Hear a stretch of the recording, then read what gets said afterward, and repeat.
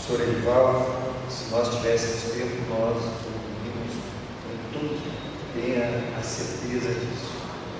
Muito obrigado pelas suas reflexões, trazendo aqui o germe do ativismo a partir da proposta doutrinária, depois o enfraquecimento das instituições políticas, mas eu vou me permitir não fazer um resumo da sua brilhante exposição, seja para não estragar o que o senhor falou, seja para que nós temos sequência no nosso evento, até porque quando o senhor fala aqui da qualidade das decisões prejudicadas, face com o volume de processos, isso nos traz para o terceiro tema, que são os aspectos processuais dos precedentes da STF e da reclamação constitucional. Para explorar essa perspectiva, eu convido o professor Nelson Neri Júnior, que assim como os demais, também conhecido de todos. O professor Nelson Neri é livre docente, doutor e mestre em Direito pela PUC de São Paulo, onde é professor titular, além de doutor em Direito Processual Civil pela Universidade Friedrich Alexander Hermann Jr. Se eu errei, o senhor me culpa. Se tiver certo, o senhor fala para a Malu que ela me deixar menos ruim no alemão. O senhor também é advogado, parecerista, e o CPC comentado do professor Nelson Neri, é referência obrigatória no estudo do processo civil. E, professor Nelson Neri, o senhor diz que o nosso sistema de precedentes, ele não está, qualquer coisa que eu estiver errado, baseado na common law, mas ninguém melhor que o senhor para nos explicar isso e muito mais. Então, o senhor está para falar. Mas o meu cumprimento, eu deixei para o final propositadamente, é ao professor Nelson Neri. Eu chamo, nós somos colegas de academia já há bastante tempo, temos participado de muitos eventos acadêmicos, bancas examinadoras de teses, bancas andantes de concurso de professor. Então, para mim, sempre para mim, de vez em quando trabalhamos juntos na advocacia. Então, para mim é um prazer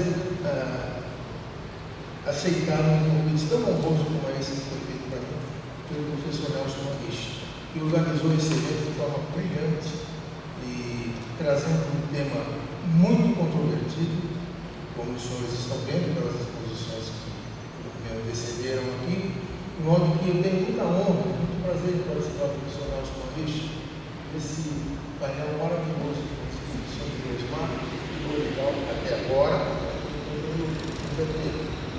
mas o nosso querido presidente Célio Oliveira Neto faz uma provocação sobre a questão dos precedentes, qual é o modelo que nós adotamos, não é bem como law, etc.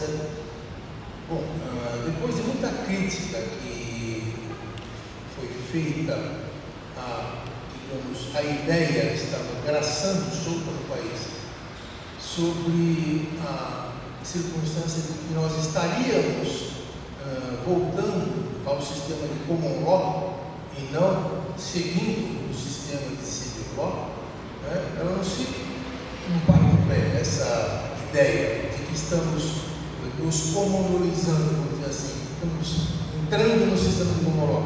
Não é verdade.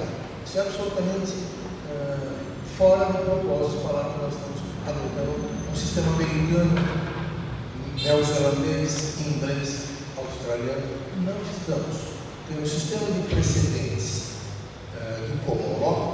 O precedente é sempre aquele que vai apreciar no futuro uma decisão que foi anteriormente proferida como órgão do Poder Judiciário dos países que são da linha do common law. Então não existe precedente fixado previamente como o nosso. Nós fixamos lá, só tem um precedente, uma tese, um tema do STJ, do STJ, do STF. Fixamos uma tese e dali para frente alguém vai cumprir. Isso não é precedente de common law. O precedente de common law ele já existiu lá atrás. Então eu na frente vou dizer o que é precedente lá de trás. E não eu vou dizer hoje o que é precedente para todo mundo seguir.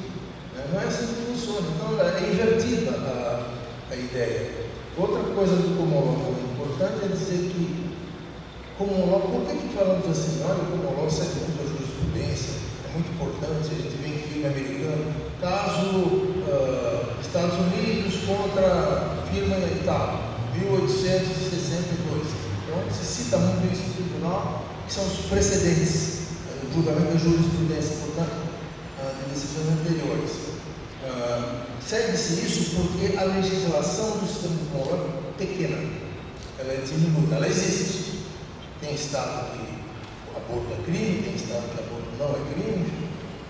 Existe uma variação muito grande de regulamentação das questões dos países de common law. Então existe lei no sentido estrito nosso aqui do sistema civil law. O poder legislativo aprova, o executivo sanciona e depois isso é aplicado na vida das pessoas. Isso existe. Como é pequeno, eu vou na jurisprudência. Isso é common law. Qualquer manual do common law para aluno principiante, até, vamos dizer, se tivesse um livro, não tem, mas se tivesse Common Law for Dummies, todo mundo já conhece o que essa expressão é, diríamos assim, desse livro de Common Law for Dummies já diria, havendo lei, não existe lugar para jurisprudência. Isso é Common Law. Então, se tiver uma lei, isso tem em todos os manuais de Common Law. Então, a lei é que regula a vida civil das pessoas e a situação dos negócios jurídicos do país. Não é a jurisprudência que regula. A jurisprudência do sistema de common law só é chamada à tona quando não existe sistema legal, dentro do sistema legal, um dispositivo que regule aquela matéria. Existindo lei, afasta-se completamente a jurisprudência. Esse sistema não é o nosso, por exemplo. Então, por isso está certo que eu segue um pouco, porque nós não estamos no common law, nós estamos no Brasil. Então, o nosso sistema de precedentes aqui é uma jabuticaba, só existe no Brasil. Não existe em nenhum lugar do mundo eu dizer, olha, agora eu vou fazer um precedente, então todo mundo vai seguir. O professor Orival, na sua posição, como sempre correta, disse, olha, súmula vinculante, súmula em geral, tema de repercussão geral, tema do STJ, são atos normativos, não são enunciados abstratos semelhantes ao da lei. Então é uma lei, latíssimo, é uma lei, como precedente, por exemplo. Então, o Poder Judiciário está autorizado a fazer a lei? Nós temos essa autorização? Em primeiro lugar, não. Se os senhores forem na Constituição, eu tive a pachorra de fazer isso, pachorra é estranho, né? Tive a pachorra de fazer uma consulta do doutor Google sobre o que contém dentro da Constituição de 88 no que tange a tese jurídica. Não tem uma palavra sobre tese no texto da Constituição. Minto, tem uma. No artigo 103, parágrafo 3º da Constituição, quando vai falar da citação de quem é de direito para as ações diretas de inconstitucionalidade, né, e da Advocacia Pública da União, que tem o dever de defender o ato. Então ali está, quando o Supremo for instado a se manifestar em tese sobre constitucionalidade do texto normativo, ou seja, ação de controle abstrato, aí sim nós temos a palavra tese e é a única vez que isso é colocado no texto da Constituição. O CPC tem algumas vezes, sim, eles chamam a questão da tese, foi mencionado pelo professor Orival no artigo 1927 do CPC, que eu quero fazer uma especial sobre esse tema.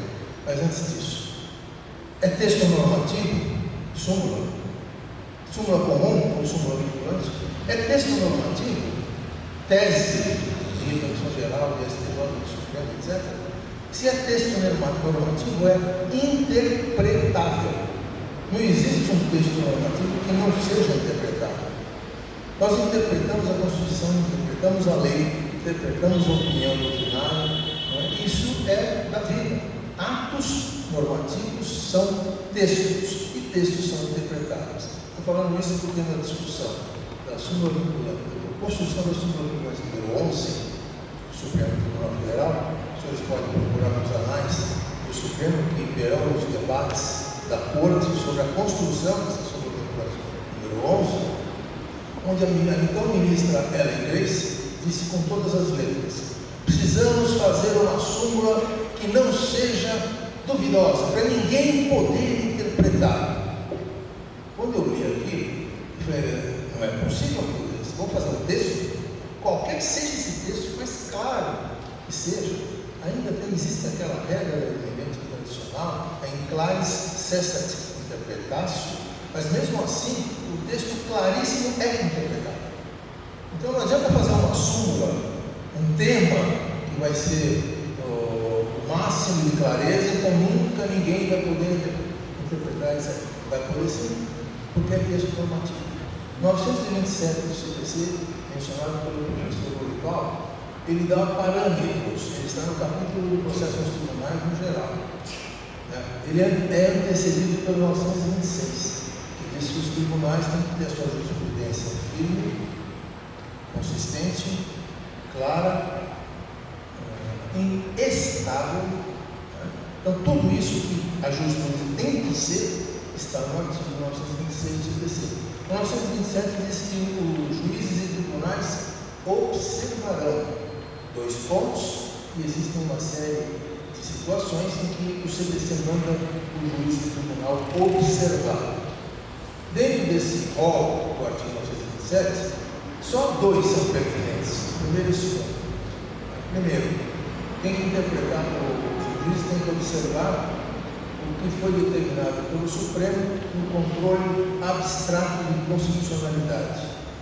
Perfeitamente, a Constituição diz no artigo 102, parágrafo 2º, que a decisão final de mérito do Supremo Tribunal Federal no abstrato terá eficácia erga omnes, atinge a todos.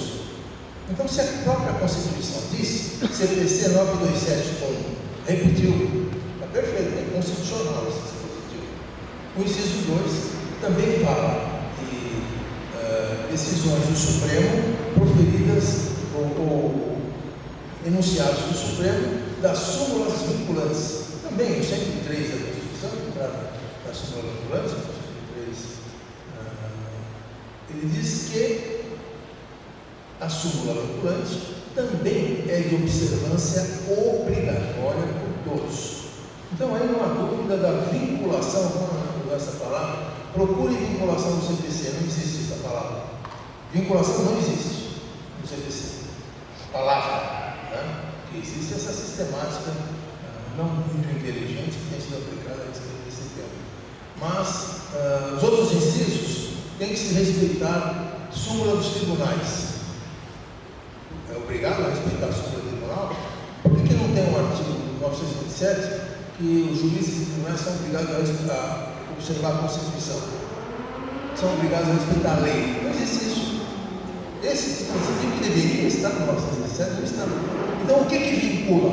A Constituição vincula? Sim. A lei vincula? Artigo 5º, inciso 2 da Constituição Federal. Não é? Ninguém será obrigado a fazer ou deixar de fazer alguma coisa senão em virtude de lei. A lei vincula. Não é a jurisprudência que vincula. Né? E esses dois elementos vinculantes, Constituição Federal e lei, não estão no 927. Mas está o quê? O entendimento majoritário do tribunal, não é só a súmula. O que é o entendimento majoritário predominante num órgão colegiado de segundo grau ou de grau superior? Né? Então não é apenas aquilo que o 927 diz, está vinculando, súmula vinculante, decisão de controle abstrato de funcionalidade e opinião entendimento da maioria do tribunal. Não é só isso que vai vincular, vai vincular também as decisões que estão previstas no Instituto do IRDR, o Incidente de Resolução de Demandas Repetitivas, cujo acórdão abstrato da tese é recorrido por recurso extraordinário. O Brasil está inventando algumas coisas que não poderiam ter sido nem pensadas, quanto mais inventadas e colocadas no texto da lei. Como é que eu vou recorrer de tema, em tese, uma tese do IRDR, por recurso extraordinário, né? Eu estou ferindo o artigo 102, inciso 3º da Constituição, quando diz que cabe recurso extraordinário das questões decididas, e não de temas decididos. Então, qual é a questão que é decidida no IRDR? Nenhuma. Não tem questão. A questão é a situação de fato. É um litígio, uma situação subjetiva entre A e B, decidida pelo Poder Judiciário. Essa é a questão. Agora, apreciar uma temática e decidir sobre ela não é questão. Portanto, não cabe, pela Constituição Federal, recurso extraordinário de acordo com o IRDR. Onde é que nós estamos? Então, o CPC tem esse problema. Ele foi feito nessa base dos recursos dos processos tribunais pelo Supremo e pela STJ. Nós tivemos uma comissão muito importante que construiu o texto do anteprojeto que acabou se convertendo no Código de Processo Civil de 2015, depois de se tramitar os legislativos do Senado e da Câmara. Muitos professores ilustres participaram desse projeto, vários colegas da minha universidade, inclusive, alguns dessa universidade também, e chegou ao texto de 2015. Só que ninguém mexeu no núcleo duro do CPC, que são as questões sobre processos tribunais e os recursos. Ali ninguém mexeu, principalmente no que tange a recurso especial e extraordinário. Vamos resumir a conversa. Supremo e STJ fizeram uma lei para eles mesmos. Falaram, processualistas, façam aí um projeto, mas ninguém mexe aqui. Aqui, nessa seara, ninguém mexe. Vocês já viram em algum país do mundo democrático o juiz fazer lei? Para ele mesmo julgar? E não perguntar para nós o que nós pensamos? Ninguém discute que tem que ter filtro para recurso extraordinário especial, porque em todos os países do mundo tem os filtros que selecionam as questões que podem chegar aos tribunais superiores. Isso é absolutamente normal numa democracia. Então, não estou discutindo o filtro. O que eu estou discutindo é a forma de se fazer o filtro. Não é? Eu tenho muito processo, eu sou o Supremo, eu sou o STJ, tenho milhões de processos tramitando no Brasil, segundo o CNJ, 50 milhões. Então, tem muito processo. Como é que nós fazemos para diminuir o número de processos? Ninguém perguntou para nós, jurisdicionar, o que vocês acham que seria bom para nós, Poder Judiciário, entregarmos a justiça a vocês. Nós somos os destinatários da função jurisdicional, da atividade jurisdicional. Nós não fomos consultados sobre o que é melhor para nós em termos processuais. Então, o juiz faz uma coisa que interessa a ele, o juiz. Ele participa. Todas as leis que têm sido reformadas no país, todas, sem exceção, elas são fruto de comissões que fazem reformas em códigos, em leis, etc., presididas por um ministro do Supremo ou do STJ. Não existe nenhuma lei importante nesse país em matéria jurídica, texto de Código Civil, Código de Processo Civil, lei de arbitragem, lei de licitação. Não existe nenhuma em que o presidente não seja um juiz. Tem alguma coisa errada no país. O juiz não é o professor de volta, não é certo? O juiz não é talhado para criar, ele não é cientista do direito, ele não conhece dogmática, ele não conhece sistema. Como é que ele vai fazer uma lei? Por isso que dá essas bobagens que o CPC tem aí no meio. É porque não foi feito por essa parte, não foi feito por jurista. Quando eu falo jurista, eu não falo jurista com J minúsculo, eu falo jurista com J maiúsculo. Clóvis Bevilacqua, Alfredo Buzaine, que fez o Código de 73, plena ditadura militar, pleno governo Médici, que é o mais duro da ditadura militar, e ninguém contestou a constitucionalidade do CPC 73, porque o Buzaine não misturou ciência com política. Ele fez um código científico de 73, que era excelente, deveria ter sido feito um upgrade. E não um novo código. Essa é uma outra conversa que não é o tempo. Mas o que eu digo é que fazer lei não é tarefa fácil, não é para juiz fazer lei. Comissão e juristas é que tem a aptidão em tese para fazer um texto jurídico que possa seguir os cânones naturais e estar de forma de direito. Só para terminar, por favor, eu cumpri meu prazo. Eu queria discutir a reclamação 4335, mencionada pelo professor Osmar, que ela é errada. Está errada essa reclamação. Que ela aniquila o artigo 52, 10 da Constituição Federal, que diz que o Supremo é controle concreto de constitucionalidade, ou seja, recurso extraordinário. Se ele decidir uma matéria, só vale para o Joaquim e o Manuel, partes do recurso do processo. Não pode valer para todo mundo. Para valer para todo mundo, o que faz o Supremo? Manda o acordo do Senado. O Senado, que é a Câmara Alta do Legislativo, é que vai dizer se aquela lei deve ou não continuar a ser executada no país.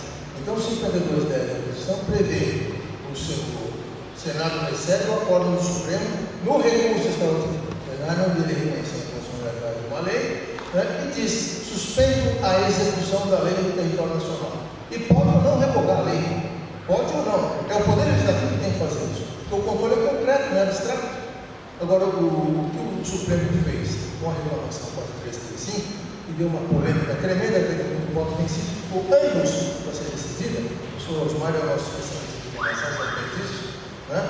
O que faz essa reclamação? Olha, o Senado só publica a decisão do Supremo. O Senado é estafeta do Supremo Tribunal Federal? Ou será que a Constituição vale? Vale ou não vale a Constituição? O Supremo diz que não vale o artigo 5210. Ainda chama de mutação constitucional. Um erro crasso do ponto de vista dogmático.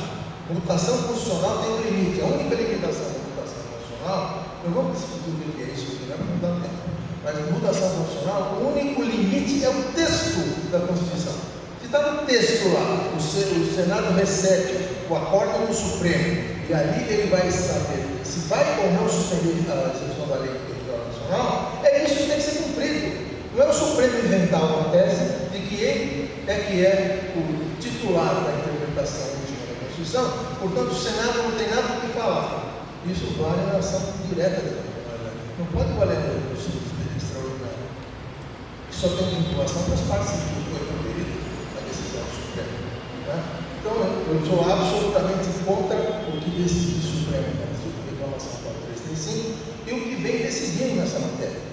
Porque está desprestigiando o Congresso Nacional, o Senado, que é a Câmara Alta, dizendo que o Senado não pode mais fazer uma coisa que a Constituição diz que ele tem que fazer. Então, ou a gente interpreta a Constituição e aplica, ou temos uma nova Constituição no país, feita por 11 deputados e senadores, que a gente já conhece quem são. Muito obrigado.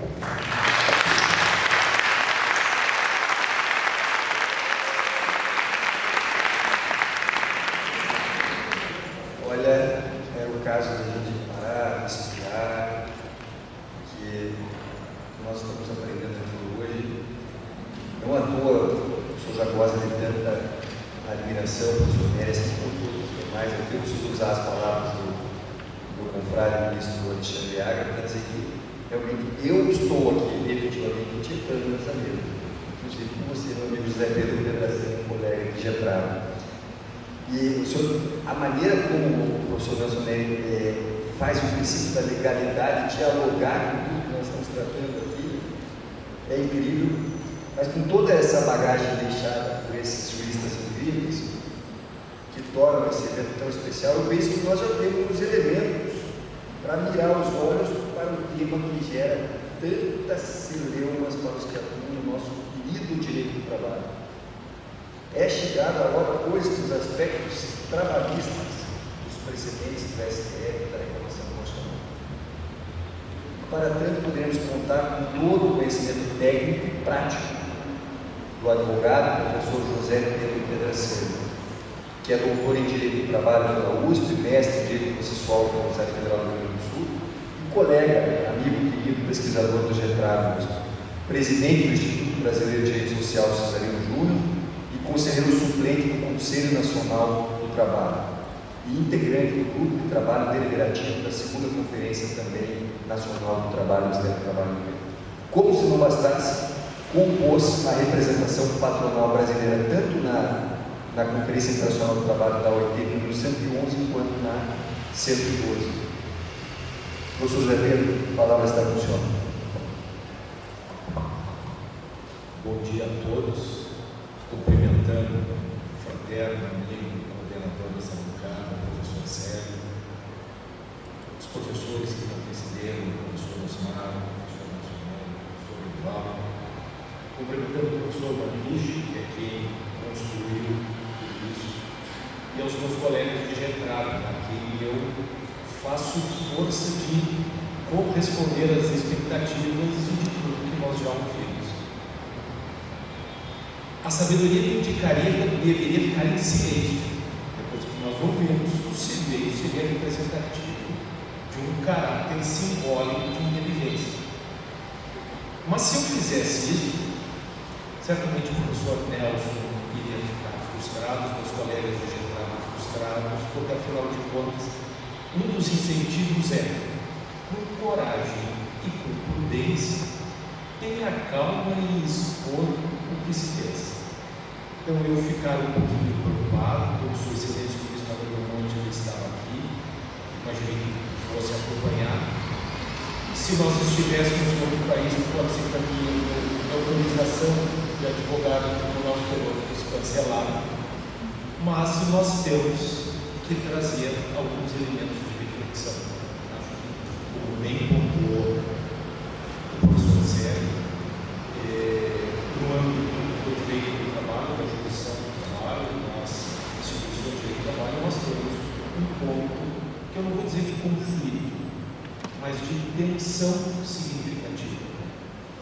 E eu penso que para nós entendermos essa tensão, nós devemos montar uma moldura antes de nós colorirmos o nosso quadro. Que moldura seria essa?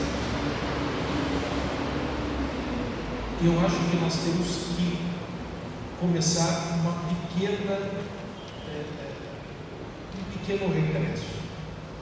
O direito civil, em determinado momento, sofreu um procedimento ou um fenômeno da constitucionalização do direito civil.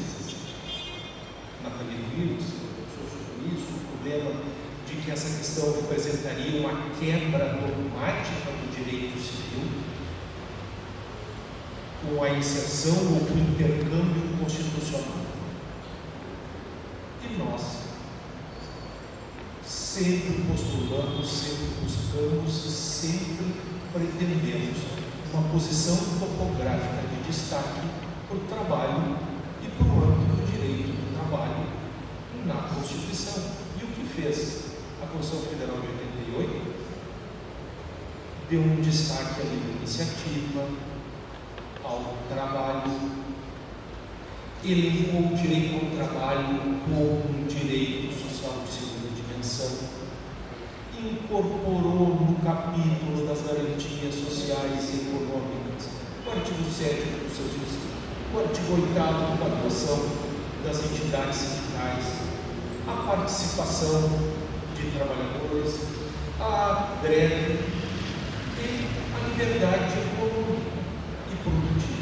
Ou seja, aqueles elementos próprios e infraconstitucionais do direito do trabalho foram trazidos por uma visão nova e uma visão que, respeitosamente, nós temos que, num ato de reflexão, reconhecer, transcende o campo próprio do direito do trabalho, transmuda para uma nova dimensão.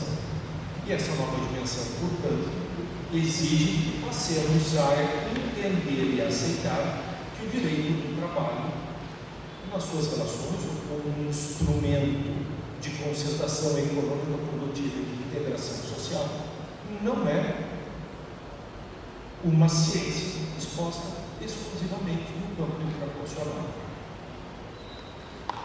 Se essa primeira moldura tem alguma certeza ou alguma plausibilidade, nós temos uma segunda moldura, e aí eu vou me adeverar do professor Elivaldo. Jurisdição, na verdade, é a questão do ativismo judicial, guarda correlação, se eu me equivocar na expressão, eu peço desculpas a Vossa Senhoria, no modo de exercício da jurisdição. A grosso modo. O que é ativismo? Eu reconheço diversos conceitos. Como disse o professor Evaldo, nós dentro do positivismo judicial nós temos uma posição. No neoconstitucionalismo nós temos uma posição um pouquinho diferente. Mas para nós há uma intuição de que ativismo é quando o poder judiciário, o Estado julgador, estaria ultrapassando os seus limites de atuação, que seriam, a grosso modo, interpretar e aplicar a lei, não criar novamente. Bem, neste ponto eu assumo que teríamos que encaminhar por duas estradas diferentes. E o Tribunal Constitucional? O Tribunal Constitucional, o Supremo Tribunal Federal, no modelo brasileiro, é integrante do Poder Judiciário. Em outras estruturas constitucionais, a Suprema Corte, a quem compete a coesão e a proteção e a unidade constitucional, não é integrante do Poder Judiciário. E, portanto, a essa Corte Constitucional é deferida uma parcela de poder como se fosse um órgão político, num modelo distinto de assunção dos postos, das vagas e da concertação nesse ambiente político. E esse ambiente político, portanto, é natural que uma Corte Constitucional promova decisões que, de certa forma, aprimorem o conteúdo constitucional, para não deixar, como dizia La Salle, a Constituição como uma letra fria, desprovida de caráter normativo. No Brasil, de certa forma, Sua Excelência, o ministro Barroso, tenta construir uma ideia de que o ativismo, como uma condição proativa de interpretação constitucional do seu alcance e conteúdo, uma barreira de uma autorretenção, inclusive pela teoria dita da consequência dos efeitos da decisão, inclusive em ordem econômica, social e econômica. Então, nós estamos caminhando em um terreno que poderíamos ter interpretações diversas. Mas esse é o segundo caminho, que é o caminho do Poder Judiciário estricto sensu. O Poder Judiciário estricto sensu poderia criar, tecnicamente, o Poder Judiciário vai interpretar e aplicar a lei. Disto sairíamos quase como sem querer a terceira leitura, e aí aproveitando os ensinamentos do professor Nelson Nery, eu colocando precedentes como algo, entre aspas, com a ponderação e as ressalvas feitas pelo professor Nelson Nery. Mas nós evoluímos um sistema de legislação infraconstitucional, a ordem constitucional infraconstitucional, de um sistema fechado para um sistema aberto. Esse sistema aberto, portanto, possui algumas válvulas de escape permissivas de que o judiciário, ao invés de se ver tolhido a uma má aplicação da lei, que se perdeu pelo tempo de evolução da sociedade, pelos contornos históricos, conseguir, por intermédio de cláusulas gerais, conceitos indeterminados, performar a legislação diante desta evolução. O que, para mim, não é ativismo. Esta é uma abertura que a própria ordem jurídica concede ao judiciário, não com uma carta em branco, mas com alguns requisitos objetivos para que assim sejam observados. Este modelo, se nós formos adotar, Sua Excelência o Ministro Aloysio, hoje na presidência do Tribunal Superior do Trabalho, já época em que exercia a vice-presidência do Tribunal, ele encarga e apontar de que o Tribunal Superior do Trabalho estaria se caminhando para uma corte de precedentes, seja pelo volume de processos, seja pela multiplicidade de questões, que isso seria um processo paulatino de uma corte de precedentes. Ora, em uma corte de precedentes, nós estaríamos falando como alertou o professor Nelson Neri, dos artigos 926, 27, 28 do capítulo próprio, disposto no CPC, que está incorporado em diversos regimentos internos, hoje também já na CNT. Mas com esse conceito de que, ao se editar uma tese jurídica, essa tese jurídica seria vinculativa. E nós não podemos esquecer, desde a época das súmulas, o enunciado da súmula, embora retrate uma tese jurídica, essa tese jurídica tem por pressuposto processos e contornos fáticos que motivaram aquela fixação de tese. Dentro disso, não há nenhum ativismo, não há nenhuma novidade para nós. E se fecharmos este grande quadro, nós temos, para a manutenção desse sistema de precedentes, de teses jurídicas, de consolidação de incidentes de recursos e demandas repetitivas, uma ferramenta, que é a reclamação. Hoje é atribuída aos tribunais superiores, hoje é atribuída ao Supremo Tribunal Federal também. Ou seja, a reclamação, com toda a questão histórica trazida pelo professor Osmar, é um instrumento que a ordem jurídica oferta para a segurança e coesão da ordem jurídica, posta ainda que com os nossos questionamentos, se isso seria propriamente dita uma ordem jurídica positivada no efeito de leis da justiça. Mas essa ferramenta é uma ferramenta que se tem por um rápido manejo. Fechamos o quadro. Qual o problema ou qual a tensão daí existente? A tensão parece que há, no primeiro momento, uma tentativa de consolidação de competência jurisdicional, de poder jurisdicional, a quem compete a guarda e conservação da Constituição, Supremo Tribunal Federal, que ao acolher ao Banquela, indica vetores esses hoje que abordam os princípios da livre iniciativa e da organização do trabalho, que abordam toda aquela dinâmica de direitos do artigo 7, a atuação das organizações sindicais e a compatibilidade e a forma e o conteúdo e o alcance e a simbologia dessa atuação numa ordem democrática coletiva. Dito isso, não seria um problema que poderia fomentar ou que fomenta essa zona de tensão.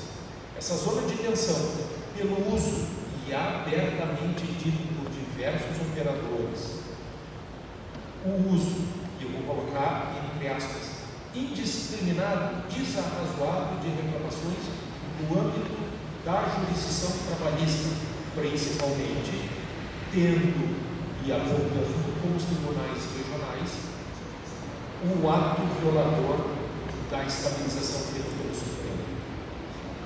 O que me surpreende é que a própria ordem jurídica processual permite e assegura que os tribunais inferiores, os julgadores inferiores dos magistrados, possam deixar de aplicar a tese jurídica prevalente, a questão vinculativa. E nós estamos lá no artigo 489, parágrafo, em algum lugar está escrito aqui, mas parágrafo, algum do 489. E o que diz um dos seus incisos? O magistrado poderá aplicar, ou o magistrado poderá não aplicar, porque isso deverá estar expresso na decisão, um dos motivos pelos quais ele promoveu a distinção ou justificou a aplicação da tese prevalente. Ou seja, a prestação jurisdicional não é simplesmente dizer trata da situação plasmada ou não trata da situação plasmada no precedente XYZ. Bom, não. No âmbito do processo trabalhista, nós temos uma condição fática, de alta carga, de alta dinâmica. Se é para aplicar ou não aplicar, o que deveria ser feito? Justificar. as razões e as motivações pelas quais entende-se não aplicável a terceirização de utilização, não aplicável a uma lei da licença, mas justificando o contorno. Uma vez expresso o contorno, poderíamos até questionar, é cabível ou não a reclamação, mas eu não tenho dúvida que essa reclamação, se manejada chegando ao Supremo verificará e poderá dizer, considerando os fundamentos expostos, eles estão de acordo com a nossa tese prevalente e motivou a tese prevalente. Mas não, será que nós, no âmbito da legislação trabalhista, aonde possível, essa evolução foi muito mais histórica e antiga, estamos preparados para esse fenômeno? Ou é mais fácil dizer-se, conforme fundamentos já expostos na sentença, mantém-se? Presumo que aqui seja o caso da aplicação, e isso não está na forma do quadro.